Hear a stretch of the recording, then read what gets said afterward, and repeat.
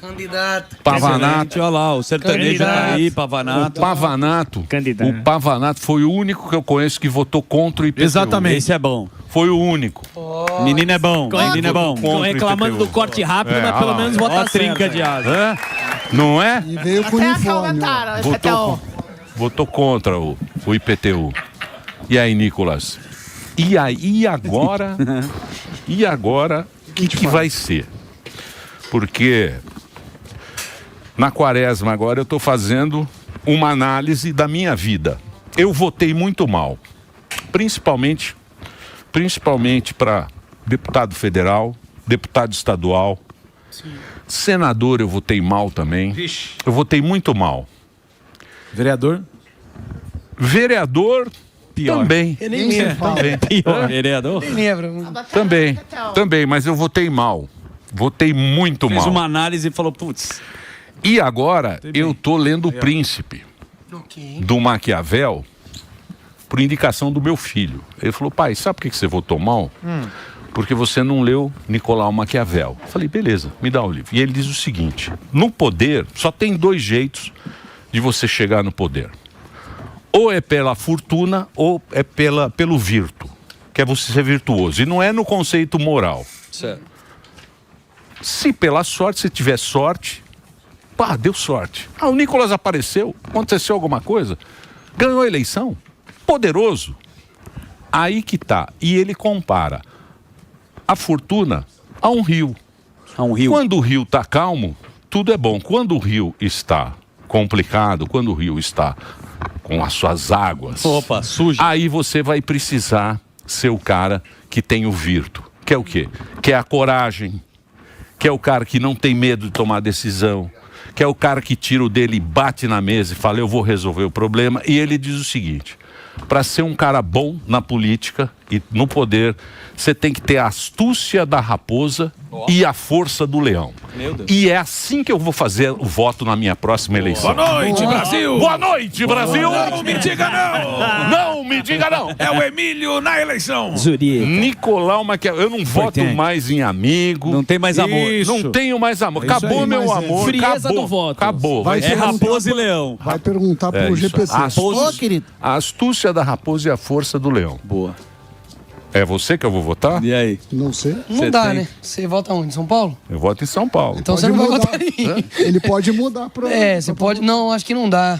Porque por causa do domicílio eleitoral tem um prazo. Mas se eu fosse de São Paulo, eu acho que você poderia votar em mim sim, não tinha problema não. É. Mas eu não sou de Minas Gerais. E você vai ter que escolher algum outro aí. Mas vai pra São onde? Paulo. E quem é que tem a astúcia da raposa e a força do leão? Aqui. Aqui em São Paulo. A gente pode falar, eu não sei por conta de questão eleitoral. Você pode falar pra votar, etc. Daqui a pouco os caras me caçam aí. Então. Mas enfim, se eu fosse votar em um pré-candidato em São Paulo, eu acredito que tem vários nomes aí. O Pavanato é um deles que é um o Pavanato vai sair? Federal, né, Pavanato?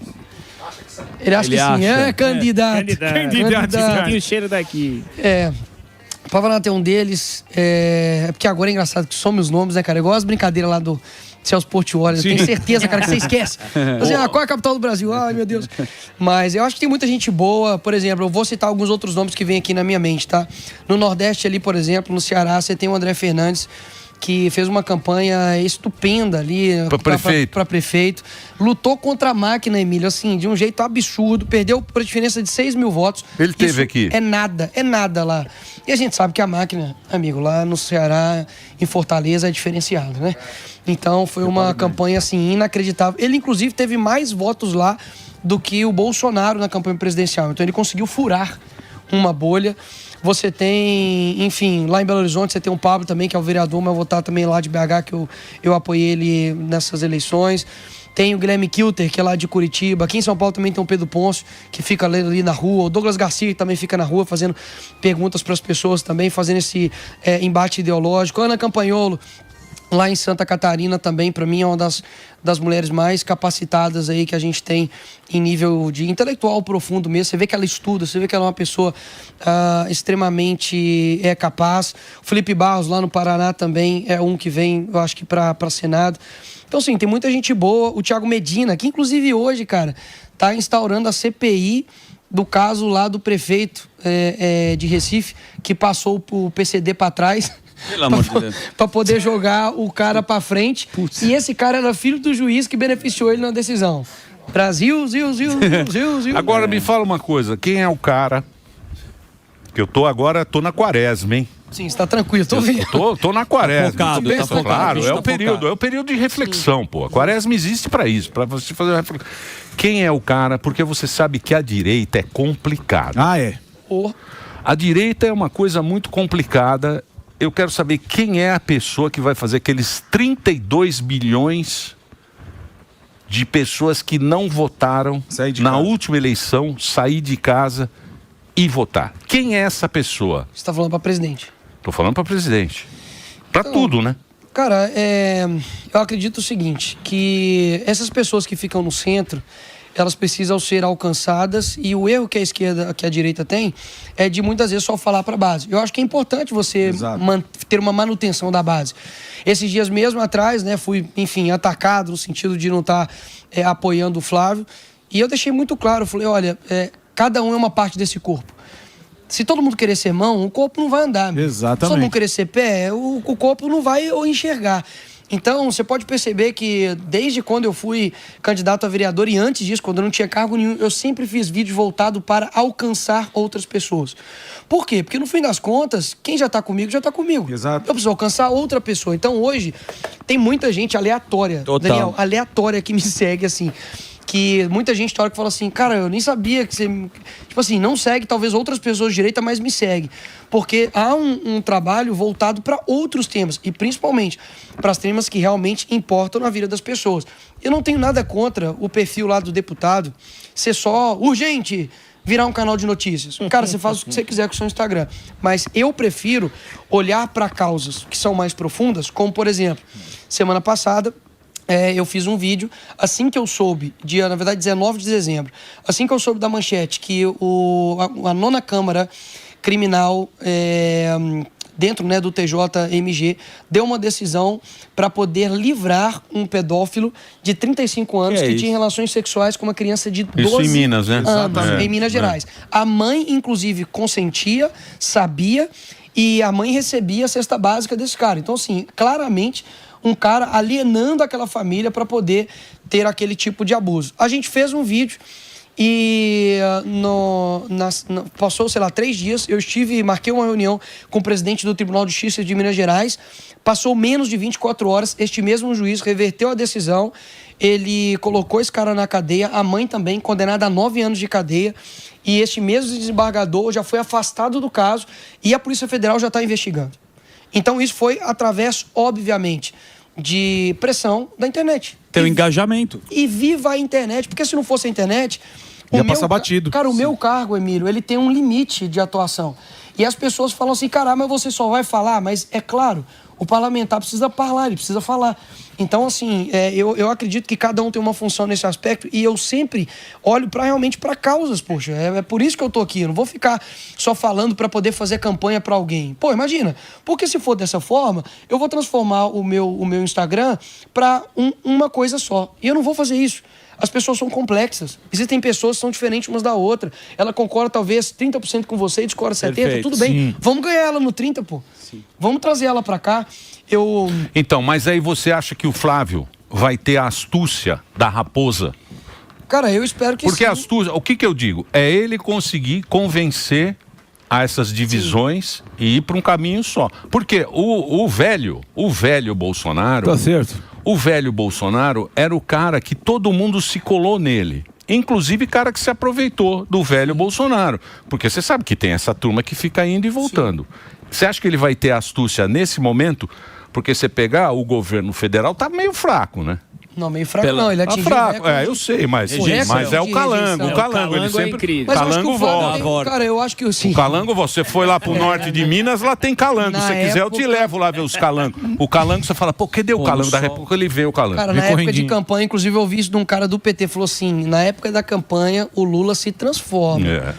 Ele não começou ontem em campanha não, mas o ponto é, Emílio, eu acho que das entrevistas que eu tenho visto do Flávio, ele tem conseguido fazer, ele até brincou, né, ó, vocês estão pedindo o Bolsonaro sempre sempre um Bolsonaro equilibrado, eu tenho sido esse cara, né? De poder conversar, trazer para cá, trazer para lá. Não é à toa que agora deu uma última pesquisa aí que ele tá 0,1%, né? À frente do Lula. Então, eu acho que ele tem conseguido trazer essa figura, digamos assim, mais... Conciliadora? Digamos, conciliadora. É porque equilibrada, cara, é uma palavra meio ruim, porque pode parecer que o Bolsonaro não era equilibrado. Eu sei, realmente, hoje é o seguinte, se o cara... Vamos lá, eu tenho uma régua de 30 centímetros, o meio é 15. Mas se você fala que o meio dessa régua é 2, concorda comigo que o que tiver no 15 já é um extremo? Então, assim, pra mim, o Bolsonaro era um cara equilibrado. Ele tinha, obviamente, questões de comunicação, tem hora que ele passava um pouco, mas, poxa, imagina, tá todo mundo contra você, Globo, etc e tal. Pra mim, ele poderia ser um cara mais desequilibrado quando ele era deputado. Escrevia lá, pô, vai queimar a tua rosca lá. Aí, beleza. Mas, assim, como presidente, amigo, pô, você nunca esteve ali naquela posição. Cobrar um equilíbrio prefeito do cara é uma coisa surreal, principalmente no momento de pandemia, né? Que ninguém sabia o que fazer. Então, eu acho que o Flávio tem feito. Então, mas aí entra o Virto. Tá? Entra o Virto, exatamente. Aí entra o Virto. Que tem que ter, não tem porque a outros. fortuna, beleza, quando o rio tá calmo, tudo, Sim. até eu. Sim. Até eu. O problema é quando Mas posso o contar rio uma coisa tem aqui de bastidores, turbulência cara, do rio. interessante. Bastidor é bom. Cara, eu estive com o Bolsonaro lá na cadeia, né? E, primeiro, óbvio que ele tem enfrentado questões de saúde sérias, por conta, inclusive, da facada. Os soluços vai, os soluços voltam, né? De, sei lá, 2 em 2 dias. Ele foi me contando. Mas um ponto interessante, eu achei ele com a mente muito lúcida. Muito lúcida. E foi, eu acho que uma das primeiras vezes que eu conversei com ele, eu acho que também, por ele estar ali, né, digamos assim, mais solitário, tá, inclusive, lendo, inclusive, mais a Bíblia. Ele falou que estava vendo ali um seriado, uma novela cristã, acho que chama Reis. Isso. E ele, cara, eu conversei com ele a respeito de algumas coisas que passaram, e ele falou comigo, não, eu errei. Tipo, eu me arrependo disso daqui. Então, foi interessante porque ele percebeu, primeiro, de que as pessoas que preocupam com ele não vão ser as pessoas que vão falar, Bolsonaro, você tá certo, independente do que você faça. Não, o amigo chega e fala, presidente, eu acho que isso aqui é bom dar uma realinhada. Exato. Eu cheguei e falei com ele, eu falei, presidente, você sempre foi o cara forte. O teu apelido era, sei lá, se no exército, era cavalo. Né? Você sempre foi esse cara, bicho, sei lá, de 1 metro e tantos, entendeu? O cara que fala firme e tudo, é um cara combativo que não retrocede. Então não deixe com que as pessoas retirem essa essência sua. Cara, e foi muito interessante que ele foi me ouvindo. E eu falei com ele, presidente, muitas das coisas que eu vou te contar aqui, eu sei que, poxa, você tá preso aqui e tudo. Ele, não, pode falar, tá tranquilo, pode falar. Eu falei, eu quero falar realmente pro seu bem, que eu me preocupo com você, cara. E eu quero que você, enfim, saia dessa. Mas não tem como sair dessa se você não manter a sua essência. Sua essência combativa, do cara que enfrenta. E o problema é que tem muita gente em volta que quer, enfim, tirar essa essência do virtus do cara, não sei se é nem visto que fala, mas da virtude do cara, que sempre foi essa. Uma essência combativa, pô. Entendeu? Então, foi muito interessante. Bolsonaro tá lúcido mentalmente, tá forte mentalmente, tá querendo, sabe, assim, sair dessa situação mesmo. E eu fiquei, assim, triste, obviamente, de vê-lo nessa situação, mas feliz de poder revê-lo e ver, cara, que ele tá com uma mente muito diferente, por exemplo, das brigas que estão tendo aqui fora. Ele tá muito atento ao que tá acontecendo. Então, mas isso é briga por protagonismo, né? Cara, pra ser o protagonista da bagaça. Olha que interessante, ele falou comigo assim, tava vendo aqui o seriado aqui do Reis, e engraçado, né? Lá dentro do Reis, eu não sei fazer essa merda, né? Olha só, lá dentro do Reis. O cara imita. Eu tava vendo lá, né? Todo mundo queria ser rei. Aquele que não queria ser rei, virou rei. Tá igual aí fora, né? Falei, presidente, boa análise, cara. É exatamente isso. Ele falou assim, porque agora o cara não quer mais ser deputado, não. O cara quer ser só senador. Entendeu? O deputado virou lixo. Então, assim, você percebe, cara, que realmente, assim, ele, inclusive, foi um cara que lá atrás, né, quando ele tinha 3% de voto, a gente já estava lá com ele, né, leal a ele, desde essa época, quando todo mundo tava falando em Aécio, lá em Belo Horizonte. Vocês já tinham um alinhamento. Não, a gente levantava bandeirão com o Bolsonaro, pô. E nego de nojinho com o Bolsonaro, quando ele tinha 3% de intenção de voto. Então, o que eu acho interessante é isso, é que, assim, ele sempre se colocou numa posição de, cara, eu sou um deputado aqui, talvez se eu chegar lá vai ser, enfim, porque Deus quer mesmo e chegou. E convenhamos, falar que ele ganharia naquela época ali do Haddad com aquilo tudo acontecendo, amigo, realmente era só porque Deus queria mesmo. Bom, Nicolas, a gente eu sempre falo, eu sempre bato nisso, o Flávio esteve aqui e eu levantei essa questão com ele também.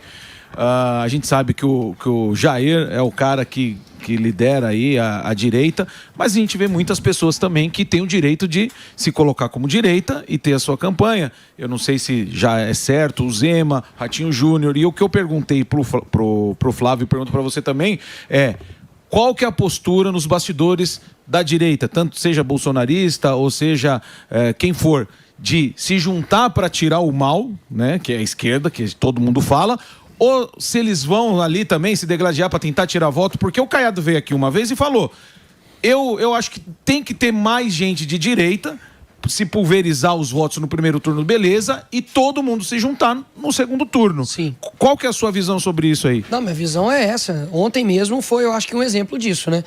A gente convocou uma manifestação para ontem do Acorda Brasil, fora Moraes, fora Toffoli, fora Lula, esqueci do principal, fora Lula. E a gente viu que lá em cima tava o Zema, estava também o Caiado, o Tarcísio não estava porque ele já tinha uma viagem marcada para a Alemanha de um compromisso, mas assim, ali... Então, o prefeito, né? O Nunes também estava. O Superman não deixaram ele subir no palanque? Ele foi voando. Tá bravo. Pois é, cara, se eu tivesse o tamanho dele, amigo, ainda bem que eu sou pequeno, porque senão... Então há uma conversa entre todos esses líderes, até mesmo quem vai manter a sua candidatura. Morgado, eu não participo, tá? Dessas conversas eu não sei, mas o importante O cara vai querer alguma coisa do governo. Esse que é o negócio. O problema do Bolsonaro, é o seguinte, o Bolsonaro, ele fez um negócio que nunca aconteceu. Sim. Porque ele ganhou sozinho. Exatamente. Ele não tinha nem partido. Exatamente. Ele não tinha partido. Aí ele falou, vou montar meu gabinete. Aí ele montou um puta gabinete profissional. Tanto é que todos os caras do gabinete viraram governador, senador, todo mundo que estava lá no... Se o cara pega o Caiado, tem que botar o cara do Caiado, tem que pegar igual o PT fez. Sim. O PT precisou fazer 40 ministérios para dar, e aí o dinheiro vai embora, e aí a gente tem que pagar juros, e aí os juros vão aumentar, então a carreta furacão. É Tem isso. que pagar todo mundo. Sim, quando a pessoa vira governo, a gente entende, só que a questão é durante a campanha, é isso que é o problema. Porque aí chega na época da campanha, os da direita ficam se batendo em vez de focar em quem sabe que precisa sair vamos dali. lá, deixa eu esclarecer isso. Acho que o primeiro ponto é, com relação aos governadores e essa, digamos assim, essa ponta de lança, né, que vão ser os pré-candidatos, eu acredito pelo que eu vejo, tá? O meu sentimento é que há um clima não de hostilidade, pelo contrário, um clima ameno para poder, olha, vamos fazer a campanha e no segundo turno vamos estar juntos. Eu realmente sinto isso, tá? Tomara. O Cado deu o discurso nele nesse sentido ontem, o Zema também da mesma forma, só que eu acredito que, principalmente em Minas Gerais específico, na campanha anterior, pelo fato do Zema estar no Novo e o Novo lançar candidato a presidente, ele não poderia fazer campanha no primeiro turno para o Bolsonaro. Sim. E este período é muito importante. Esse período do primeiro turno é um período muito decisivo. Eu não tenho dúvidas, cara. Se me desse ali, sabe, sei lá, mas 10, 15 dias para poder continuar a campanha ali, eu acho que a gente teria virado. Se eu não me engano, peço para checar, por favor, eu acho que a diferença de votos de Lula e Bolsonaro em Minas Gerais foi de 50 a 60 mil votos. Então, assim, é nada. E Minas é PT pra caramba. Muito. A norte de Minas tem muito PT. Mas, cara, a gente vota mal!